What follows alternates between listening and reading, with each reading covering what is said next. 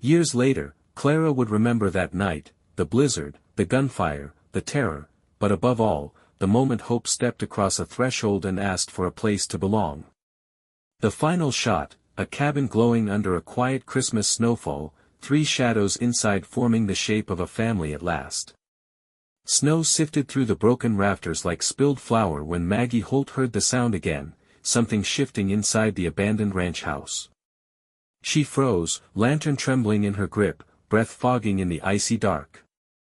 She hadn't come here expecting company, she barely expected the house to still be standing. But the noise came again, low, dragging, like the building itself was groaning awake after years of silence. Then a soft, dragging sound came from the hallway. Maggie set her jaw. She stepped forward, forcing herself not to think of the wolves rumored along the ridge or the drifters desperate enough to squat in dead men's homes. She reached the doorway, lantern stretched out. Something moved in the shadows, quick, low, and unmistakably alive. And before Maggie could breathe, the thing inside the house let out a sound that was neither animal nor human. The shape in the dark lurched forward, and Maggie nearly dropped the lantern. It wasn't a wolf nor a drifter, it was a man, gaunt as famine, wrapped in a torn cavalry coat. His face was gray with cold, his lips blue. He collapsed at her feet, unconscious before she could even step back. Caleb hid behind her coat, staring wide-eyed. Maggie knelt, pressing 2 fingers to the stranger's neck. A faint pulse. Too faint. "Lord," she whispered. The man was freezing to death. Maybe hours from it. She hesitated, torn between fear and duty. Daniel had always been the one with a soft hand for strangers. He'd once carried an injured rustler 12 miles to a doctor even though the man had stolen from him. "A life's a life," Daniel used to say. "Doesn't mean they deserve trust, but they deserve a chance." Maggie looked at her son, then at the frozen stranger. "He's not our problem," a quiet, scared part of her murmured. They had no food, no firewood yet, no reason to take on a dying man. But Caleb knelt beside her, small gloved hand reaching out to touch the stranger's sleeve, his first gesture of connection in months. "I know," Maggie breathed. "I know." She dragged the stranger to the hearth that had once warmed her husband when he was a boy. She piled old furniture wood and struck a match. The flame sputtered, then caught, throwing light onto the frost-glazed walls. Maggie doused the lantern and moved to the window. Faint lights flickered down the ridge, torches, bobbing steadily, too controlled to belong to townsfolk. These were riders searching, hunting. She felt her heartbeat rise and fall like a frightened bird. The stranger on the floor groaned again. Maggie knelt beside him, gripping his collar. "What riders? Who's looking for you?" His eyes fluttered. "Lieutenant Gorman, patrol missing supplies, they think I stole, left for dead, didn't." He collapsed back into fevered unconsciousness. Supplies. Desertion. Maybe accusations, maybe truth. It didn't matter. Soldiers hunting a man rarely cared for nuance. Caleb tugged on her sleeve, pointing to the window. The lights were closer. "All right," she whispered. "We prepare." She barred the door with an old beam she'd found earlier. The windows were brittle but had shutters. She closed them all except one, leaving a narrow slit where she could watch. The riders reached the property line, 4 of them. Their torches cast long shadows across the buried fencing. The lead rider, tall, rigid, wearing an officer's coat, raised a hand, and the others fanned out silently. Lieutenant Gorman. Maggie had heard the name in town. A man who followed rules like scripture and punished like a preacher. A fist hammered the door. "Open up. Cavalry patrol. We're searching for a man who fled with military supplies. Seen anyone?" Maggie forced her voice steady. "Just me and my boy. We only arrived today." "Open, ma'am." She didn't move. Neither did Caleb. A heavy pause. "Ma'am, refusal to comply is obstruction. Her pulse throbbed against her throat. Behind her, the dying man wheezed softly. Outside, men dismounted. Snow crunched under boots. Maggie whispered, "Stay behind the stove, Caleb. Don't make a sound." The boy obeyed. A boot slammed into the door. Then again. Wood splintered. Maggie grabbed Daniel's old rifle from the mantel, unloaded but intimidating enough at distance. "Stop," she shouted. The door held for a final moment, groaning under the strain. Lieutenant Gorman's voice cut through the storm. "If you're hiding him, that's a choice you cannot undo." The door shook violently. The fire popped, sending sparks upward. Caleb's small hand appeared on Maggie's coat hem, gripping it silently. Gorman noticed and softened, not much, but enough. "You've a child," he said quietly. "Don't force me to act."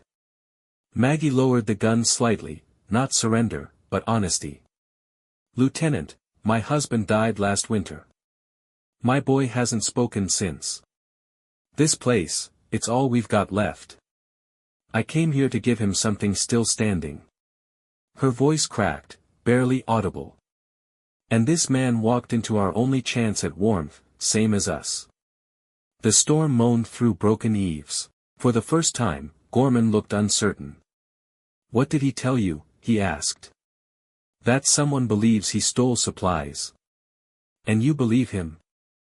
"I believe he's dying." Gorman stepped across the threshold, slowly. "If he's innocent, bringing him in alive proves it. That's why we tracked him through the storm." He knelt beside the unconscious man, 2 fingers to his neck. "Pulse is weak. If you hadn't sheltered him." His sentence faded into an unspoken acknowledgement. Outside, one of the troopers called out, "Lieutenant, the storm's worsening. We should move." Gorman hesitated, caught between duty and decency. Maggie whispered, "If you take him now, he won't survive the ride."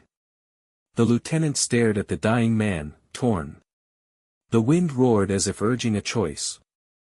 The firelight flickered across Gorman's troubled expression. His breath steamed in the air as he stood slowly, eyes locked on Maggie.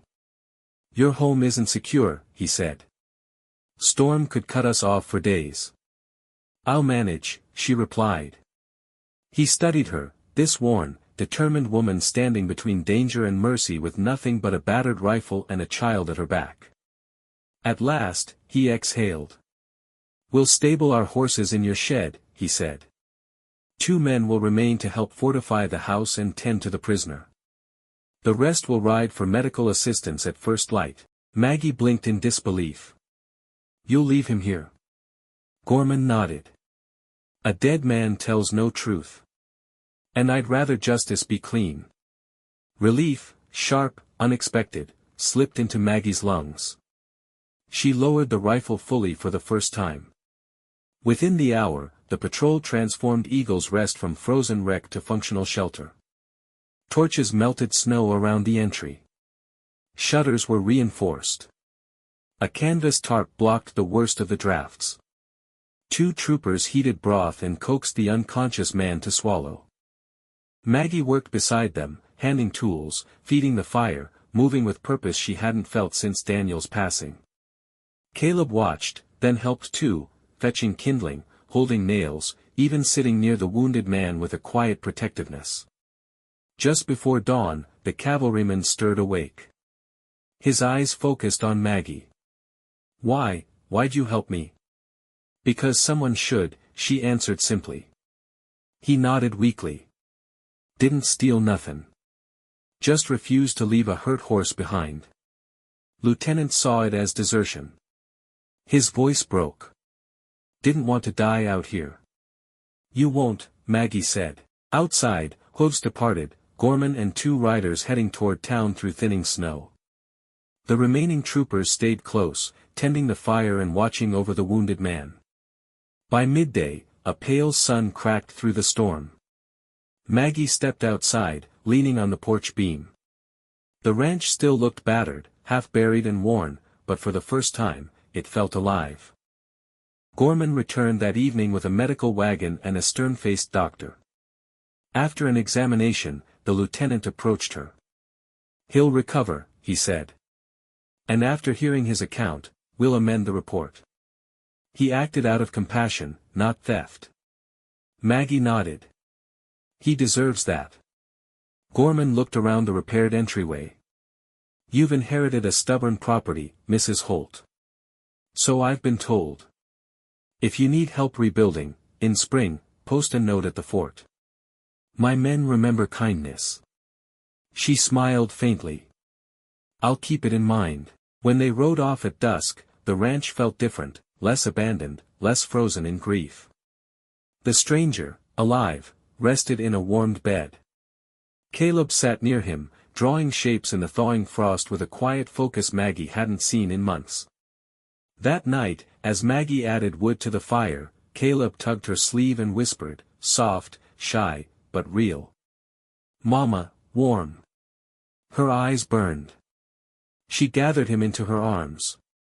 Years later, Maggie would remember that moment, the first crack in the ice around her boy's heart, as the true beginning of Eagle's Rest's revival. And in the final glow of that long winter night, firelight spilled across the walls of the once frozen house, chasing shadows into corners, until the whole place seemed to breathe again, warm, alive, and waiting for spring.